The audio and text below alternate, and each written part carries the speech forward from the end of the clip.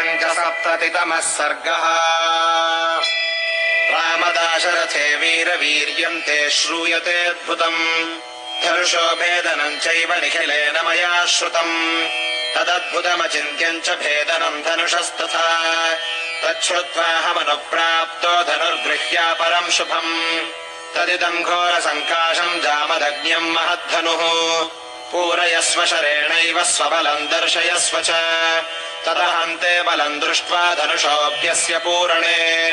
द्वन्द्वयुद्धम् प्रदास्यामि वीर्यश्लाघ्यमहम् तव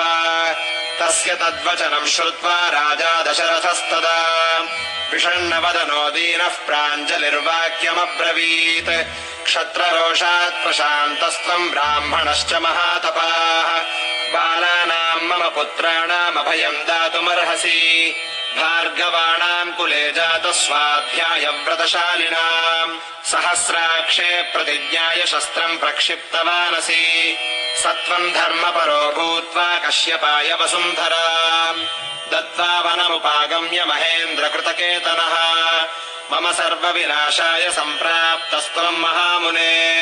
न चैकस्मिन् हते रामे सर्वे जीवामहे वयम् ब्रुवत्येवम् दशरथे जामदग्न्यः प्रतापवान्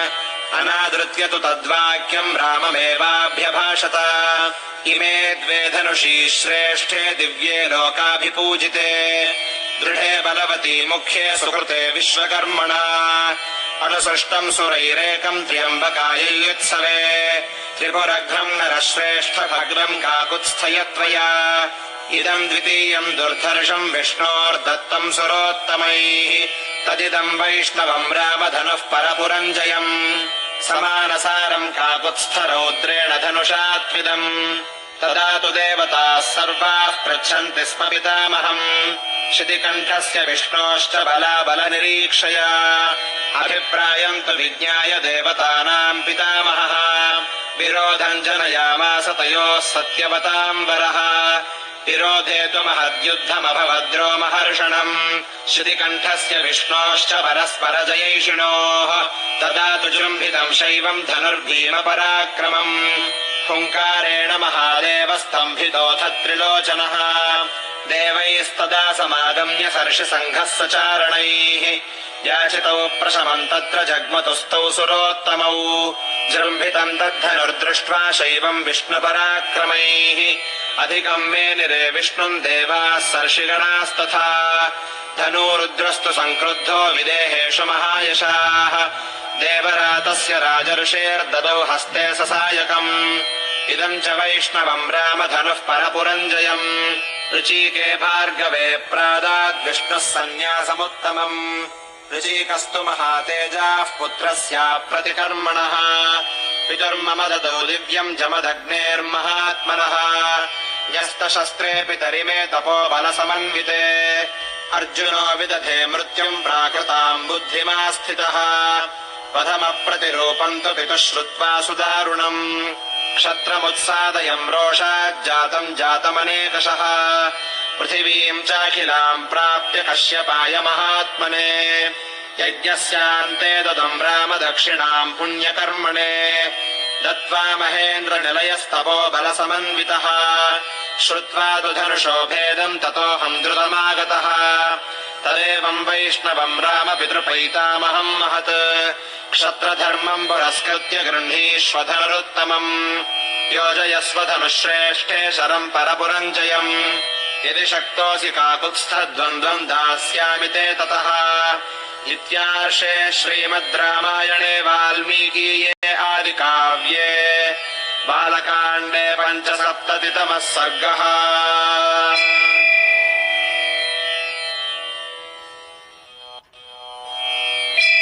अथ षट्सप्ततितमः सर्गः। श्रुत्वा तु जामदग्न्यस्य वाक्यम् दाशरथिस्तदा गौरवाद्यन्द्रतकथः पितु राममथाब्रवीत् कृतवानसि यत्कर्म श्रुतवानस्मि भार्गव अनुरुध्यामहे ब्रह्मन् पितुरानृण्यमास्थितः वीर्यहीनमिवाशक्तम् क्षत्रधर्मेण भार्गव अवजानासि मे तेजः पश्य मेऽद्य पराक्रमम् इत्युक्त्वा राघवः क्रुद्धो भार्गवस्य वरायुधम् शरम् च प्रतिजग्राह हस्ताल्लघुपराक्रमः आरोप्य स धनो रामः शरम् सज्यम् चकारः जामदग्न्यम् ततो रामम् रामः क्रुद्धो ब्रवीदिदम्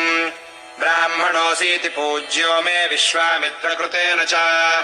तस्माच्छक्तो न ते राममोक्तुम् प्राणहरम् शरम् इमाम् वा त्वद्गतिम् राम तपोबलसमर्जितान् लोकानप्रतिमान् वापि हनिष्यामीति मे मतिः न ह्ययम् वैष्णवो दिव्यः शरः परपुरञ्जयः मोघः पतति वीर्येण बलदर्पविनाशनः वरायुधधरम् रामम् द्रष्टुम् सर्षिगणाः सुराः पितामहम् पुरस्कृत्य समेतास्तत्र सर्वशः गन्धर्वाप्सरसश्चैव सिद्धचारणकिन्नराः यक्षराक्षसनागाश्च तद्द्रष्टुम् महदद्भुतम् जडीकृते तदा लोके रामे वरधनुर्धरे निर्वीर्यो जामदग्न्योऽसौ रामो राममुदैक्षत तेजोभिर्गतवीर्यत्वात् जामदग्न्यो जडीकृतः रामम् कमलपत्राक्षम् मन्दम् मन्दमुवाचः काश्यपाय मया दत्ता यदा पूर्वम् वसुन्धरा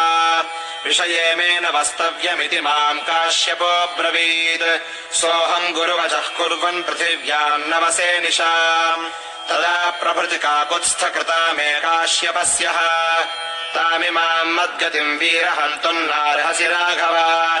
मनोजवम् गमिष्यामि महेन्द्रम् पर्वतोत्तमम् लोकास्त्वप्रतिमा राम निर्जितास्तपसा मया जहिताञ्छरमुख्येन मा भूत्कालस्य पर्ययः